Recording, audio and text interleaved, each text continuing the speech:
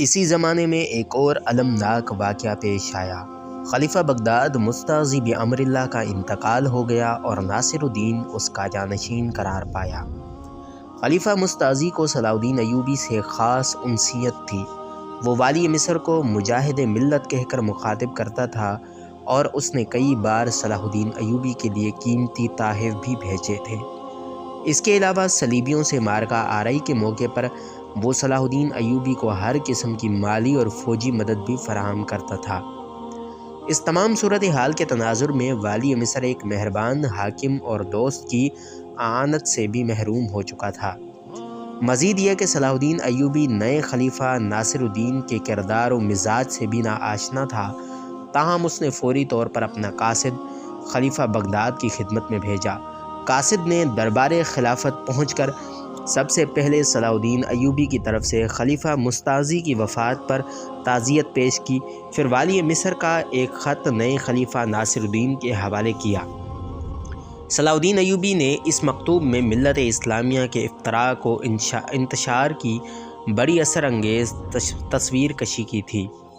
میں اس تلخ ترین حقیقت کو خلیفہ محترم کے گوش گزار کرنا ضروری سمجھتا ہوں کہ اکثر اسلامی ریاستوں کے حکمران اخلاقی اعتبار سے انتہائی پستیوں میں اتر چکے ہیں۔ وہ بے غیرتی کی حد تک نفس پرستی کا شکار ہیں۔ میں رسول اللہ صلی اللہ علیہ وسلم کے لائے ہوئے دین کی سربلندی کے لیے ہمتاً اور شب و روز مصروف ہوں۔ اس کے برعکس میرے دوسرے دینی بھائی مجھے نیچا دکھانے کے لیے صلیبیوں سے ساز باز کر رہے ہیں۔ یہ کیسی عجیب بات ہے کہ اسلامی ریاستوں کے خزانے اور دیگر مالی وسائل اسلام ہی کے خلاف استعمال ہو رہے ہیں۔ میں نے اب تک صرف سلطان عادل نور الدین محمود کے احترام میں حلب کو ملک صالح کے زیر تصرف رہنے دیا، مگر اس عاقبت نااندیش حاکم کی کینہ پروری کا یہ عالم ہے کہ اس نے 2 بار حشیشان آدم خوروں سے مجھ پر حملہ کرایا۔ یہ تو محض تائید الہی ہے کہ میری زندگی شیاطین کے شدید حملوں کے باوجود محفوظ رہی۔ میری خلیفہ محترم سے التجا ہے کہ اپنا اثر و رسوخ استعمال کر کے ان بے عقل حاکموں کو سمجھائیں جو اپنی محکومی کے ساتھ اہل ایمان کی غلامی کا بھی انتظام کر رہے ہیں۔ خادم اسلام صلاح الدین ایوبی۔ عباسی خلیفہ ناصر الدین نے بہت ذوق و شوق کے ساتھ صلاح الدین ایوبی کا خط پڑھا، پھر والی مصر کو قیمتی تحائف بھیجے اور جواب میں ایک محبت آمیز اور پرجوش خط تحریر کیا۔ میں اپنے پیش رو خلیفہ مستعصی بامر اللہ مرحوم و مغفور کی طرح آپ کو مجاہد اسلام تصور کرتا ہوں اور آپ کے تمام اصلاحی اقتدامات کو ملت اسلامیہ کے حق میں مفید تر سمجھتا ہوں۔ میں اپنی سی کوشش ضرور کروں گا کہ تمام اسلامی ریاستوں کے حاکم اگر ایک پرچم کے نیچے جمع نہیں ہو سکتے تو کم از کم ایک دوسرے کو نقصان تو نہ پہنچائیں۔ رہا باطنیوں کا معاملہ تو وہ کسی بھی اعتبار سے قابل معافی نہیں۔ اگر آپ اس فتنے کو جڑ سے اکھاڑ پھینکیں تو یہ ملت اسلامیہ کی بڑی خدمت شمار ہوگی۔ حضرت عثمان رضی اللہ عنہ کی شہادت سے لے کر آج تک شیاطین کی یہ جماعت ایک دن کے لیے بھی چین سے نہیں بیٹھی ہے۔ بس اللہ ہی جانتا ہے کہ ان شر انگیزیوں نے مسلمانان عالم کو کیسے کیسے آزار پہنچائے۔ آپ بخوبی اس راز سے واقف ہیں کہ خلافت بغداد کس قدر محدود وسائل رکھتی ہے، پھر بھی میری تمام تر محبتیں آپ کے ساتھ ہیں۔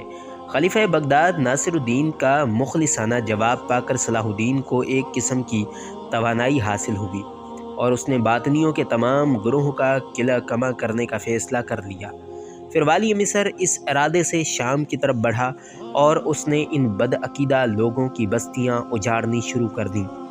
کیونکہ صلاح الدین ایوبی کو باطنیوں کی کمین گاہوں کا صحیح پتہ نہیں تھا، اس لیے بہت سے حشیشان خفیہ راستوں سے فرار ہو کر اپنے امیر سنان کے پاس پہنچ گئے، جو عرف عام میں شیخ الجبال کہلاتا تھا۔ اس موقع پر بہت سے بوڑھے، بچے، عورتیں اس کے ہاتھ آئیں۔ والی مصر کے امراء نے اسے مشورہ دیا کہ ان تمام اسیروں کو قتل کر کے ان کے گھروں کو آگ لگا دی جائے۔ صلاح الدین ایوبی فطرتاً ایک نرم دل انسان تھا جو انتہائی حالت مجبوری میں انسانی خون بہانے کے لیے اپنی شمشیر بے نیام کرتا تھا، ورنہ اکثر مواقع پر قتال و جدال سے گریزاں رہتا تھا۔ یہ اس کی صلح پروری تھی کہ مسلمان تو مسلمان، وہ عیسائیوں کو بھی معاف کر دیا کرتا تھا۔ باطنیوں کے سلسلے میں بھی وہ اپنی اسی روش پر گامزن رہا۔ یہ ناتواں بوڑھے، کمزور عورتیں اور معصوم بچے میرا ہدف نہیں ہیں۔ میں ان سرکش باطنی نوجوانوں کی تلاش میں ہوں جو صبح و شام نئے فتنے اٹھاتے رہتے ہیں۔ آخر یہ انہی بدعقیدہ لوگوں کی اولاد ہے۔ انہیں معاف کر دینا ایسا ہی ہے جیسے ہم چھوٹے چھوٹے فتنوں کی پرورش کریں اور پھر یہ فتنے جوان ہو کر پوری طاقت کے ساتھ اسلام پر حملہ آور ہوں۔ ایک امیر نے صلاح الدین ایوبی کے فیصلے سے اختلاف کرتے ہوئے کہا، ہمارے جنگی قوانین بھی دوسری قوموں کے اصولوں سے مختلف ہیں۔ ہم بوڑھوں، بچوں اور عورتوں پر ہاتھ نہیں اٹھا سکتے۔ اللہ ہمارا حامی و مددگار ہے۔